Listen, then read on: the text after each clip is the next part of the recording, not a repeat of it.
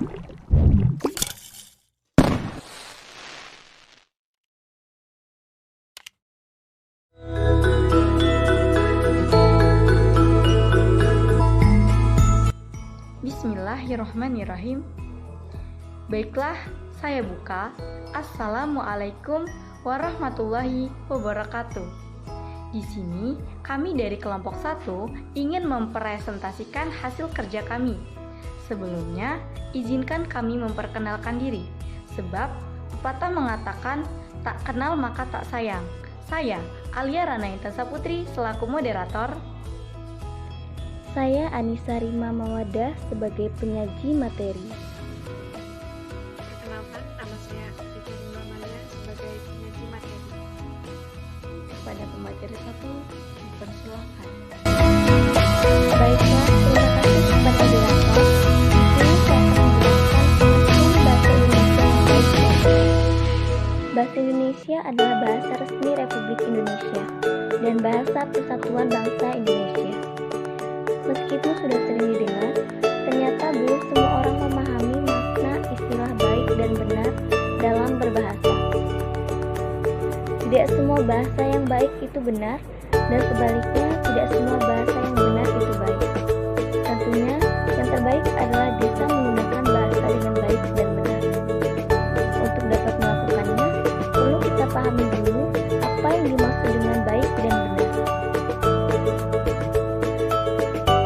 Berbahasa Indonesia yang baik berarti kita harus menggunakan bahasa Indonesia sesuai dengan konteks berbahasa yang selaras dengan nilai sosial masyarakat. Peraturan ini menggunakan penggunaan bahasa tulis dan lisan untuk kebutuhan komunikasi. Ragam bahasa dari sisi penggunaan bahasa ada dua, yaitu ragam formal dan ragam non-formal. Sedangkan berbahasa Indonesia yang benar berarti harus digunakan bahasa Indonesia yang sesuai dengan kaidah atau aturan bahasa Indonesia. Kaidah bahasa Indonesia termasuk kaidah tata bahasa, kaidah ejaan, dan kaidah pesanan istilah. Kaidah tata bahasa dan kaidah rekor terkait dengan bahasa Indonesia lisan dan tulis. Baiklah, untuk lebih jelasnya lagi akan dijelaskan oleh pemateri kedua dan pemateri ketiga. Baiklah, terima kasih kepada pemateri pertama. Selanjutnya, saya akan membahas materi kedua tentang pengertian berbahasa Indonesia yang baik. Pengertian berbahasa Indonesia yang baik berarti kita harus menggunakan bahasa Indonesia yang sesuai dengan konteks berbahasa yang selaras dengan nilai sosial masyarakat. Peraturan ini menggunakan penggunaan bahasa tulis dan lisan untuk kebutuhan berkomunikasi. Di dalam berbahasa Indonesia yang baik terdapat ragam bahasa. Ayo di sini siapa yang tahu ragam bahasa? Ragam bahasa adalah kumpulan bahasa sebagai alat interaksi antar objek yang memiliki spesifikasi tertentu. Di dalam ragam bahasa terdapat dua jenis ragam bahasa. Yang pertama, ragam bahasa formal atau resmi. Ragam bahasa formal atau resmi biasanya digunakan dalam suasana resmi atau formal. Misalnya seperti surat dinas, kemudian pidato, makalah, atau karya tulis. Selanjutnya, ragam bahasa resmi biasanya juga menggunakan tata bahasa yang baik sesuai dengan ejaan yang telah disempurnakan. Contohnya saja seperti, saya sudah menyelesaikan pekerjaan rumah tersebut. Dan yang kedua, terdapat ragam bahasa non-formal atau tidak resmi.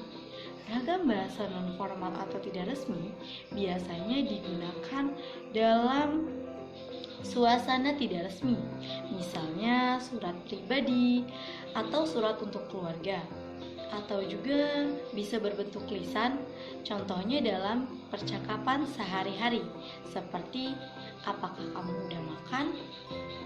Kamu lagi ngapain? Baiklah, terima kasih. Sekian dari pembahasan dari saya. Selanjutnya, materi ketiga akan dibahas oleh rekan saya. Baik, terima kasih Alia. Di sini saya akan menjelaskan tentang Bahasa yang benar. Bahasa yang benar adalah bahasa yang sesuai dengan kaidah bahasa baku, baik kaidah untuk bahasa baku tertulis maupun bahasa baku lisan. Ciri-ciri ragam bahasa baku adalah sebagai berikut.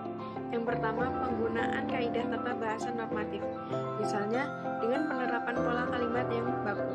Yang kedua, penggunaan kata-kata baku, misalnya cantik sekali, bukan cantik banget, uang, bukan duit, serta tidak mudah, bukan gak gampang. Yang ketiga, penggunaan ejaan resmi dalam ragam tulis.